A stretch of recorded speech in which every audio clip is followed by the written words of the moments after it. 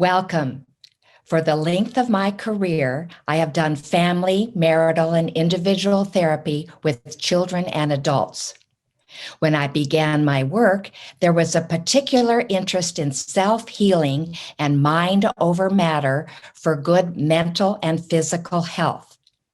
Many techniques and principles were taught for this. As I pursued my own interest in spirituality, I noticed a remarkable similarity between the lifestyle for leading a spiritual life and what people could do to improve depression, anxiety, or the feeling of having no meaning in their life. Basically, a feeling of having a hole in the soul. I plan to cover some of those similarities today. First of all, what do I mean by filling the hole in the soul? It is reminiscent of feeling depressed, blue, or feeling there is no reason to live. Or it may mean that a person has anxiety with feelings of fear, worry, or dread. Both anxiety and depression can be normal reactions to events that happen in life and are referred to as being situational. A person adjusting to the breakup of a relationship may experience situational depression, while a family member laid off from work can go through situational anxiety. These conditions may lessen or go away once things change and the stress is over. The hole in the soul goes deeper.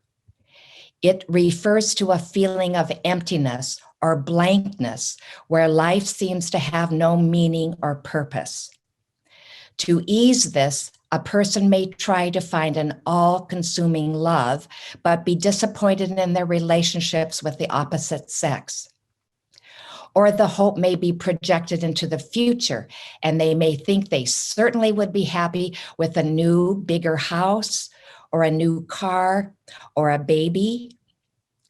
Some may try to ease their unhappiness through food, alcohol, or other distractions such as movie binging or computer gaming. It is useful to define what is meant by the word soul, as in filling the hole in the soul. Much has been written as to the nature of the soul by philosophers throughout time, but I will present what Theosophy teaches. We will begin with the levels of consciousness within a human being, and we'll start at the bottom with the Sthula Sharira, and that's Sanskrit for the physical body and the body-mind. Now, I want to note the body-mind is the term I use for the autonomic nervous system, which makes our heartbeat faster if we run. It works behind the scenes with our digestion, growth and repair of tissues, and keeping up our immune system. It also includes the protective mechanisms in your body. Like when you pull your hand away from a hot stove, you don't even have to think about it.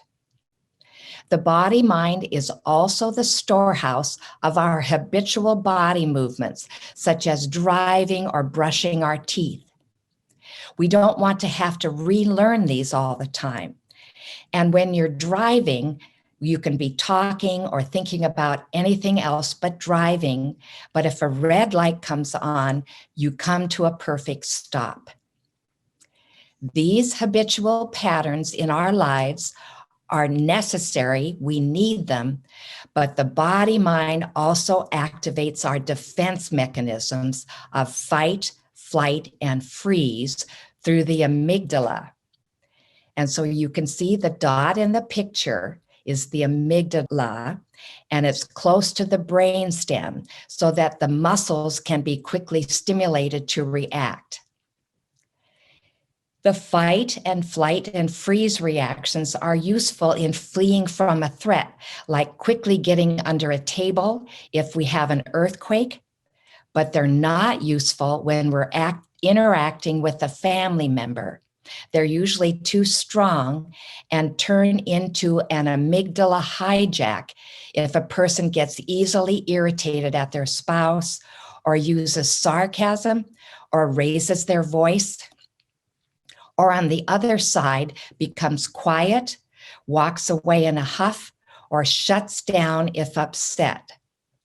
So that's the body mind. So moving back to the levels of consciousness, next to the physical body is the linga sharira, and that's the astral double or the etheric double. Now, the etheric, you can sense it. If you were to put your hand above your skin, you can feel heat, but you can also sense kind of a springiness or a bounciness in the space between your hand and your other hand. And that sense that you're getting is the etheric double, the etheric part of us. Then next is prana. Now that's the vitality and energy within and coming off your body. And it's also called chi in China or ki in Japan. And you may have heard of the term Reiki, and that's the universal healing energy. And so ki is that energy. Then next we have kama, and that's the emotions or the desire body. And kama is blended with our minds as kama manas when we're thinking about things we need to do in our lives, planning our schedule, going to the grocery store. And manas, the mind, can combine with buddhi to make the buddhi manas or the higher mind. And then, of course, buddhi is the field of intuition. And then Atman is the absolute or God, as some might say, or the field of unity. So this chart shows the personal everyday self at the bottom with the higher mind, the everyday mind, the emotions, and the physical body and the body mind.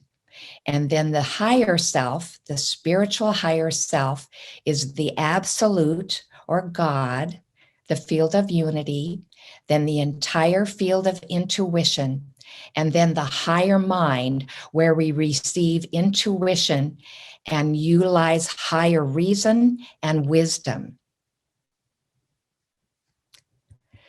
The feeling that something is missing in the soul causes a person to yearn for a sense of peace and contentment, but it eludes them and they don't know why.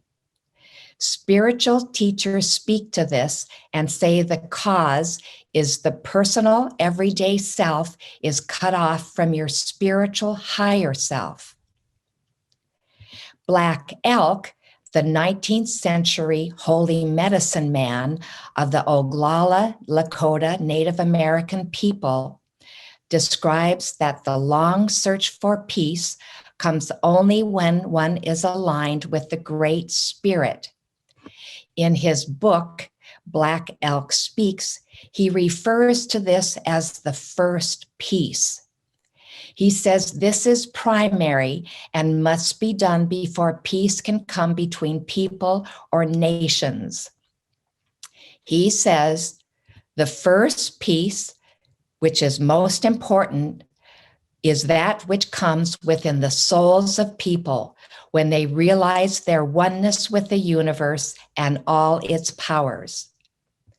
When they realize that at the center of the universe dwells the Great Spirit, and this center is really everywhere. It is within each one of us. This is the real peace. So the Great Spirit is the same as the Atman in a human being.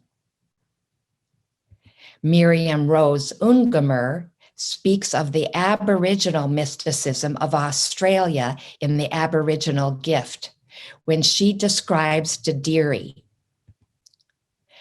The greatest gift is Dadiri. It is an inner deep listening and quiet awareness. Dadiri recognizes the deep spring that is inside us. We call on it and it calls to us. When I experience Dadiri, I am made whole again. I can sit at the riverbank or walk through the trees. Even if someone close to me has passed away, I can find my peace in this silence. There is no need for words. She writes of the peace from the inner spiritual self that is felt from being in nature. The 14th Dalai Lama introduces how to attain that peace when he says, "Everybody wants a happy life and a peaceful mind, but we have to produce peace of mind through our own practice." The peace of mind that the Dalai Lama refers to is most often the goal of people starting therapy. They may feel depressed or have a sense of a hole in their lives. A type of therapeutic intervention that works well with this is cognitive behavioral therapy, or CBT. CBT focuses on the interplay of the mind, the emotions, and the body, or your behavior. It's evidence-based, meaning that there's evidence showing that it's effective. And the mind has the most influence on our feelings and behavior, so that is where we are to concentrate our efforts for change. And this is depicted in the CBT triangle with thoughts placed at the top. So you can see how the triangle depicts the interaction of all these components. Your thinking affects how you feel, which affects what you do, which in its turn affects your feelings, and it can go on and on. Your feelings and behavior are powerful, but your mind is the strongest element.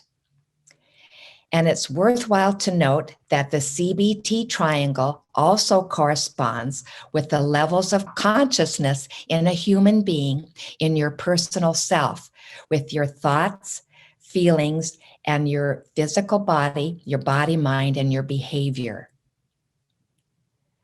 Cognitive behavioral therapy is a useful technique for therapists to teach people, as it helps them deal with their problems by working on how they think or view things. It is useful to note that CBT is used along with talking therapy, which is important for people to process what they're going through. CBT doesn't work well alone, but within CBT, there are several methods that can be implemented, and the teachings of the spiritual leaders are in an agreement with the usefulness of these practices.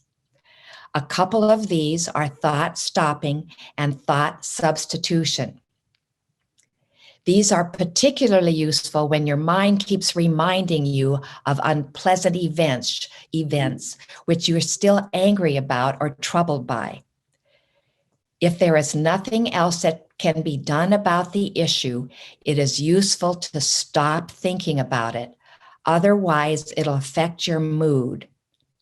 Using the technique means that every time you think of something you don't want to recall, such as a hurtful thing that was said or done to you, you are to stop yourself and firmly say, "I will not think this way." And you state it with power, either out loud or silently. Then consciously substitute another thought that opposes the unwanted one, such as, "I can heal from this. I can let it go." This second technique, called thought substitution, is important to include so that your mind can specifically focus on replacing the old unwanted thought with a new beneficial one. The Polynesian and Hawaiian traditions have a principle that speaks to this, and it is called makia, and means energy flows where your attention goes. This means that whenever you think of something, energy will flow into the thought and make it more likely to come up again. That is why it's important to choose your thoughts well. In the Dhammapada, the collection of teachings of the Buddha, it guides us to watch our thoughts and change them if needed. It says, the watched mind brings happiness. The disciplined mind brings happiness. Again, watching your thoughts helps you decide what is in your mind. This is emphasized by Norman Vincent Peale, the 20th century American minister and author who wrote The Power of Positive Thinking. He said, change your thoughts and you change your world. If you're trying to change your reaction to a person who you feel mistreated you or whom you don't like, it is difficult and may take a while. That's when you use fake it till you make it. To accomplish this, you pick a substitute thought that you like or an attitude or behavior to override your defenses of anger or pulling away. Then you fake it and you put your behavior into action. And it will gradually create a new way of responding to the person. And you can feel good because you rose above your defenses. Fake it till you make it also affects our emotions, such as distrust or jealousy. Making yourself go through the motions of a new behavior, such as reaching out to the person or not gossiping about their negative traits, will eventually change how you interact, and it will improve your mood. It definitely works, and it improves yourself too. Because this starts in the mind, instead of fake it till you make it, it should be stated, think it till you make it. Aristotle said, we are what we repeatedly do. Excellence, then, is not an act, but a habit. We can change any quality within us with this technique. If you allow yourself to think negatively, it'll cause discouragement and create more stress in your life. It can also affect you physically, where your body's hormones and immune system can get out of balance. The Buddha teaches this in the Dhammapada when he says, whatever an enemy may do to an enemy, far worse is the harm from one's own wrongly directed mind. Again, we are taught we need to choose what goes on in our minds, which will greatly influence how we feel. If we don't monitor what we think and block unwanted thoughts, such as self-doubt, it will cause a vibratory habit or pattern in the mental body and brain. This is referred to as a neural groove in current informal terminology. If your thoughts are positive, you will feel good, and this reinforces the neural groove or the pathway in your brain, so similar thoughts will come up again. A short-term example of a neural groove is planning a trip or an outing. Looking forward to it causes it to come up in your mind and creates a positive mood.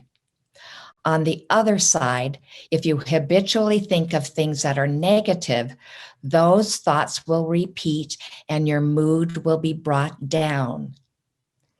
Helena Petrovna Blavatsky, one of the founders of the Theosophical Society and author of The Secret Doctrine, speaks to this. She says, ordinary intellectual activity moves on well-beaten paths in the brain and does not compel sudden adjustments and destructions in its substance. But a new kind of mental effort calls for something very different, the carving out of new brain paths. Mahatma Kudhumi, in the Mahatma Letters to A.P. Sinnett, said, a person can only think in his worn grooves.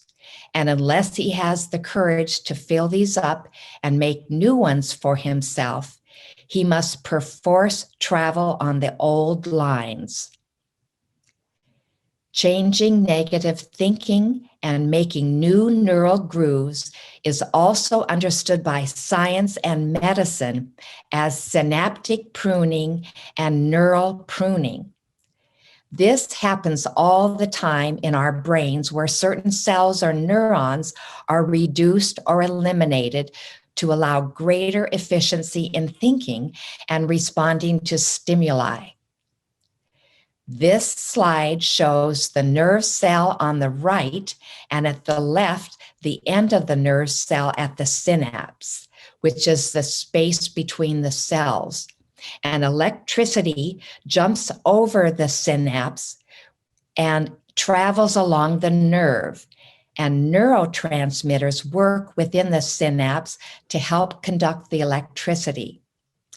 The neurotransmitter serotonin is an example of the body's natural antidepressant, and it helps at the synapse. So we can do our own neural pruning by thought stopping. Then we can focus on happier things, which make us feel better. Therapy involves more than just changing one's thoughts. But if you don't change your negative thinking, the potential for feeling your best goes down. And this is advocated by the Dalai Lama in The Art of Happiness, when he says, by mobilizing your thoughts and practicing new ways of thinking, you can reshape your nerve cells and change the way your brains work. We are what we think about. This is emphasized in the Bible in Proverbs. As a man thinketh in his heart, so goes he. Or it is stated, you walk your thoughts. Another type of therapy that relates well to this, and which includes a spiritual component, is Dialectical Behavioral Therapy, or DBT. And this was developed by Marsha Lanahan, PhD, at the University of Washington in the 1990s. Now, dialectical means from opposing sides. This means that seemingly opposing points of view can come together to help the client, such as mindfulness to watch your thoughts in cognitive behavioral therapy, plus using techniques to change your behavior. Another example of the dialectic is putting yourself in another's shoes to understand their point of view, as well as knowing your own wants or needs. A useful phrase in DBT that was coined by Marsha Lanahan is the wise mind, which refers to your intuition and higher reasoning. And this is opposed to the emotion mind that comes from your defenses or strong reactions to things. The wise mind is the little voice inside that quietly reminds us to do things, or it's the part of us that knows the right from wrong. Another way this is said is, in my heart I knew. The wise mind is opposite the emotion mind, which control us when we're upset in anger, vengefulness, or even strong desire, which can carry us away without reason, such as doing something dangerous. It might seem exciting, but it isn't always good to follow the emotion mind. Emotions don't have a brain. They're just prompts that inform us how we feel or what we need. We need to decide what our reactions are with the wise mind. You can see by this chart that the everyday self can get pulled into the emotion mind. But when you use your wise mind with your higher self, you can develop your intuition. And this is the type of neural groove you want to foster. Using the dialectic is also done in opposite action. This is consciously deciding to change your behavior to its opposite positive. An example is being nice to someone you don't necessarily like, but want to change your relationship with. You may smile, do something nice to them, or pay them a compliment. You may have to fake it till you make it at first, but it gets easier. This changes the relationship between you, and most importantly, it changes you. It removes the control your defenses have over you, so you can prevent an amygdala hijack where you react in habitual ways that you may regret. This is supported by Hippocrates, the 4th century before current era Greek physician who is considered the father of Western medicine because of the Hippocratic oath that doctors take. And he said, opposites are cures for opposites. The emphasis in DBT on mindfulness practice comes from Buddhism, where one is mindful of one's thoughts and feelings in order to cultivate a sense of peace and well-being.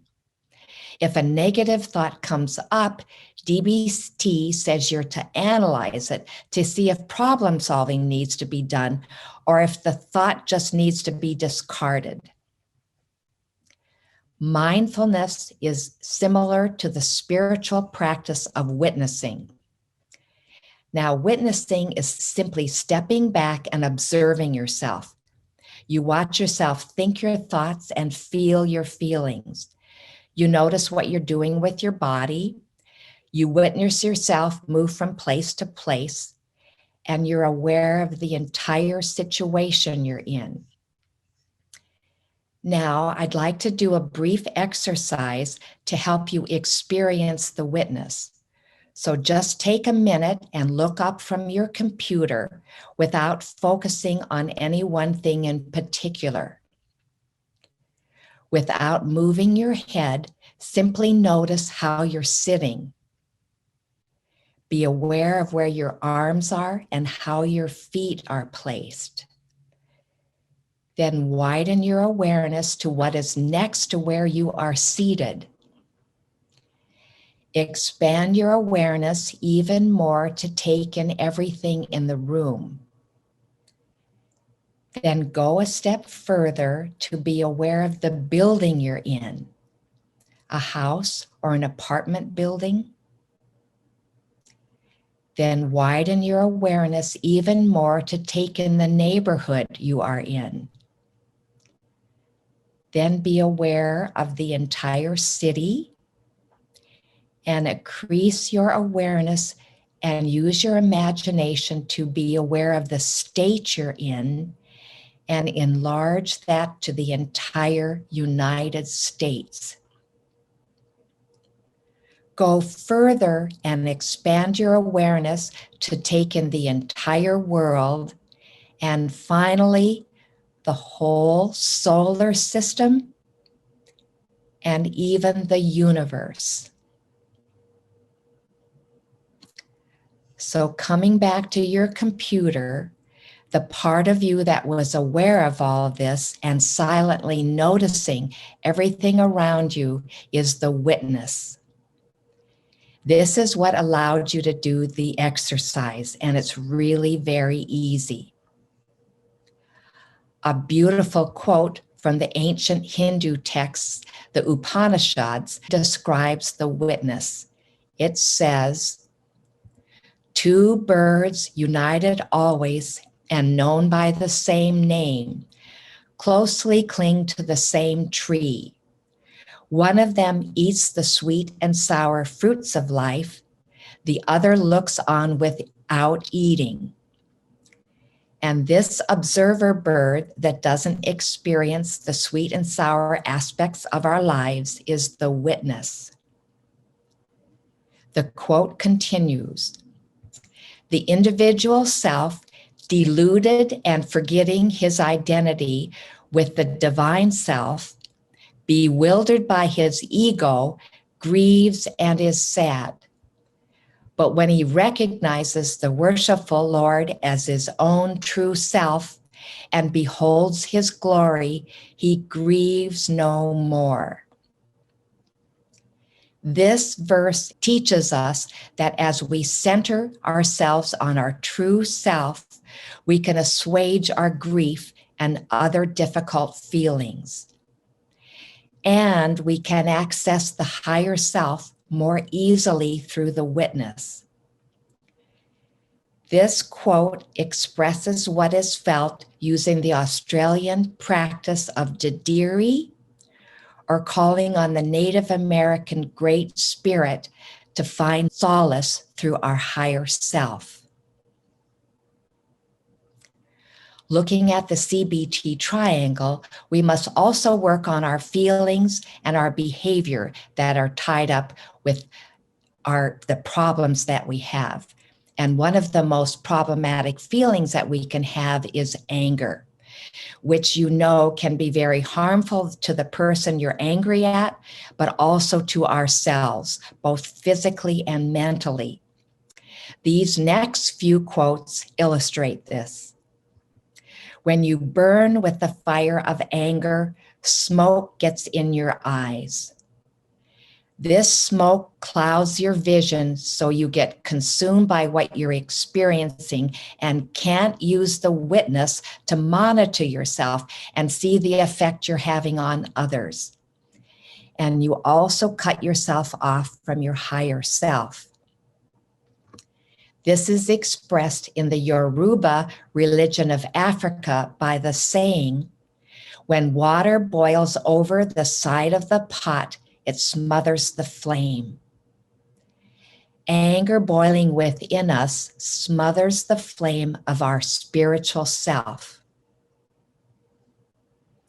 A wise teaching from the 12th century philosopher in India, Basavana, emphasizes the negative effect of anger on a person. He said, "Why do you get angry at someone who is angry at you? What are you going to gain by it? How can fire in your house burn your neighbor's house without engulfing your own?" Anger consumes both you and the person you're directing it to. This is also taught in the Jewish scripture, the Talmud, in who takes vengeance or bears a grudge acts like one who, having cut one hand while handling a knife, avenges himself by stabbing the other hand. Another wise saying exemplifies this in the cheek doesn't get mad at the teeth for biting it while chewing. These last couple quotes allude to the unity of all life in that when someone hurts another, they really hurt themselves. This is at the unity of the level of the spiritual self. Using CBT and DBT techniques help us with this, and particularly the thought stopping that can help us resist anger. And it was demonstrated by Nelson Mandela, the first president of South Africa after apartheid ended in 1990. He was in prison for 27 years, and when he was set free, he used thought stopping in this way. He said, "As I walked out the door toward my freedom, I knew that if I did not leave all the anger, hatred, and bitterness behind, I would still be in prison." Because this can be difficult, breathing exercises can be useful to relax the body and reduce the adrenaline that comes up with anger and defensiveness.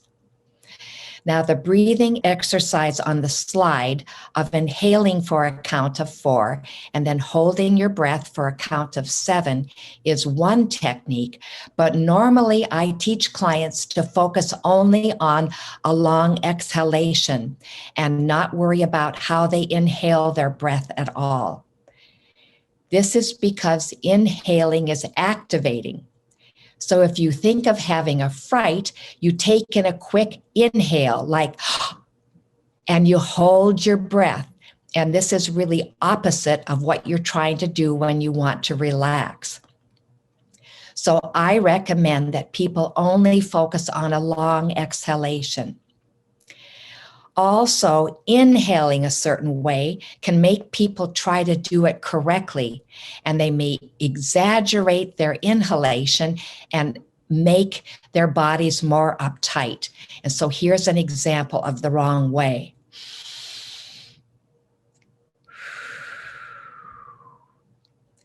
So just exhaling is the best. Adding a pause after you exhale is also good and very calming. And you can experiment to find out what suits you best. Research on Buddhist monks while meditating shows that their brains modulate the functioning of the amygdala, which calms the fight, flight, and freeze response and prevents an amygdala hijack. Now, there is an important purpose to anger, however, and it tells us that something is wrong. A wise piece of advice taught by Dora Kuntz, the Theosophical writer and teacher, says that we should only feel anger for a fraction of a second. This means that you experience the signal that something is wrong, but not so you vent your anger on anyone. Then you can decide what you want to do with your wise mind. And you may want to talk things out with a person or use problem solving to resolve the issue. As you work to improve yourself and offset the response of irritation or anger to others, it is useful to develop your ability to forgive. And this was researched by Fred Luskin of the Stanford Forgiveness Project. And he said that forgiveness was a life skill that needed to be learned. He found that forgiveness caused people to have happier and healthier lives with increased vitality and optimism. They were less angry, experienced less hurt, and had less stress, and were more self-confident. Additionally, he found if people just thought about forgiving the offender, their hearts and nervous systems improved. So you can see how much healthier it is to forgive. Now, very often people resist forgiveness because their defenses think that it's equivalent to saying it's okay to be treated poorly or hurt. The defensive mind sets it up as a shield of protection and holds on to this. However, this is only an illusion, and you remain even more vulnerable because you're on the lookout for another slight. Because of this hypersensitivity, you don't let yourself forget and ultimately heal. The therapeutic and spiritual techniques of mindfulness and witnessing not only help you forgive, but they also prevent you from judging others. Being mindful of yourself keeps your awareness on your own shortcomings so they don't get hidden into what is called the shadow by Carl Jung. The shadow consists of qualities we don't like, and they're within us. We don't like them, and we don't want to admit we have them. When you judge others, you can avoid facing your own shadow qualities and hold on to a false sense that you're more pure than others. As Carl Jung said, you can feel separate from the qualities you're judging. Confucius, the 6th century before current era sage in China, taught about the shadow and how you can be aware of it within yourself. He says, When you see a man of worth, think of how you may emulate him. When you see a man who is unworthy, examine your own character. The qualities we judge in others or someone who is unworthy, as Confucius said, may be aspects within yourself. And this is where your work is, what you need to focus on for your growth.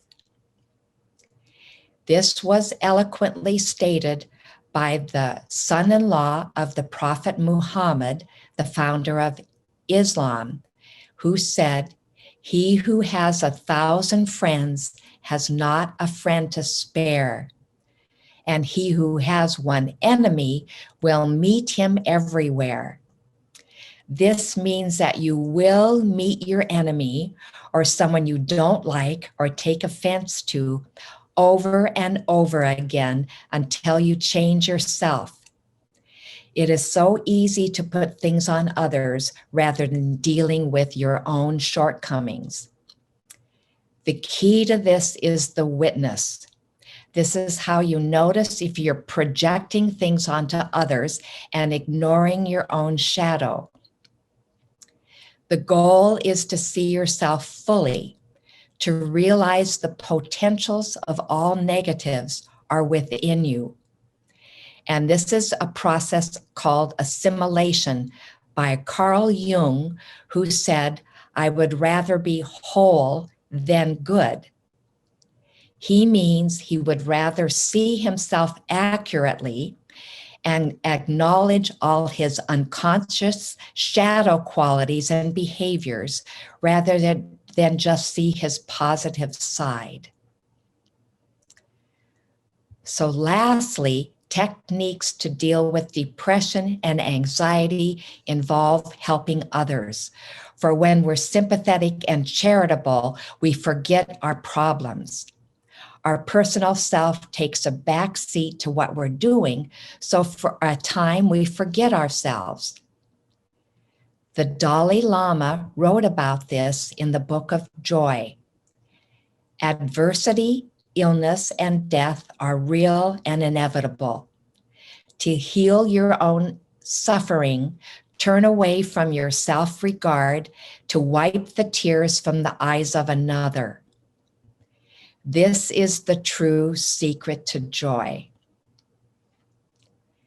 Then your soul is filled and happy, just as the 13th century Persian poet and Sufi master Rumi said, "When you do things from your soul, you feel a river of joy moving inside you."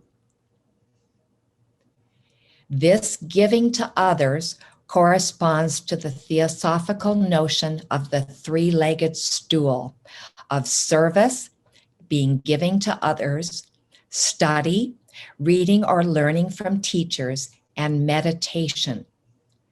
The three legs give us support. All three are needed. One isn't enough to stand on for very long, and two don't hold up a structure. But three ensures we make progress on our spiritual path.